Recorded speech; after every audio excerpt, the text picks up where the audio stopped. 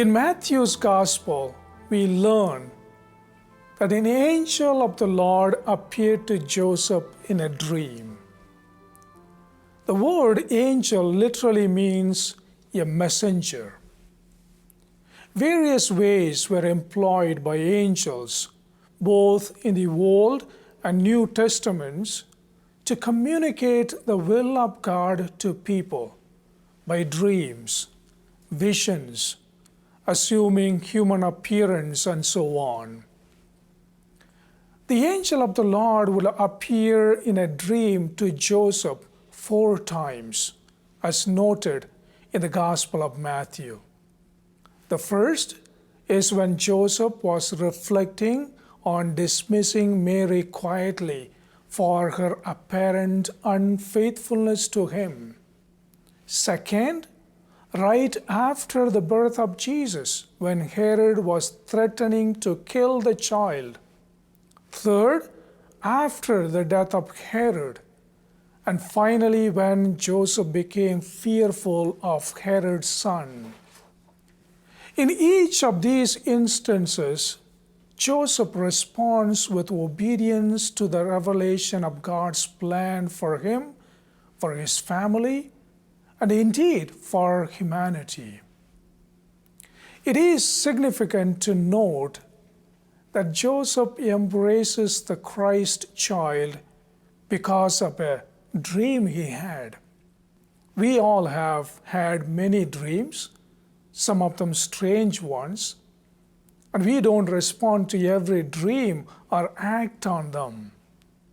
However, we must understand that in Joseph's case, though what he had were dreams, they were accompanied by the gift of faith.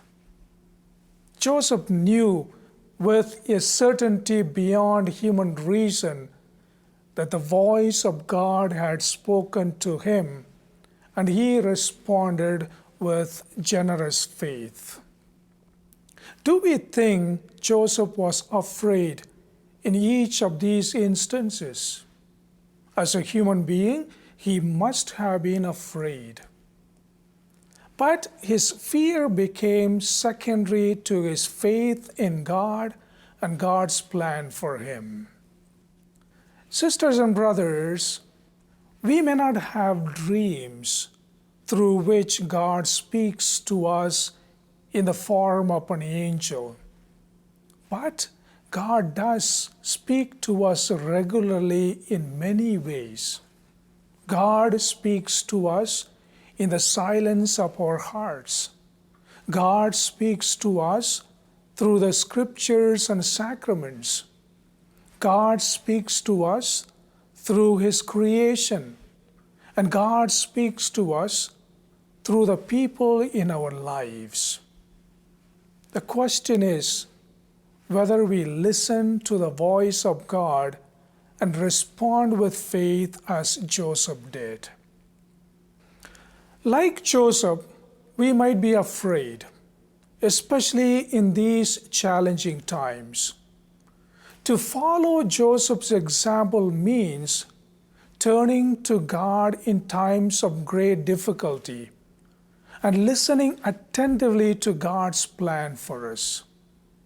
We are called, like Joseph, to an obedience of faith, which is to listen to the Holy Spirit always, and to commit our whole selves, our whole will, and our whole intellect to God. Let us reflect today. How do we respond when we face challenges? Do we turn to God and listen to God in faith?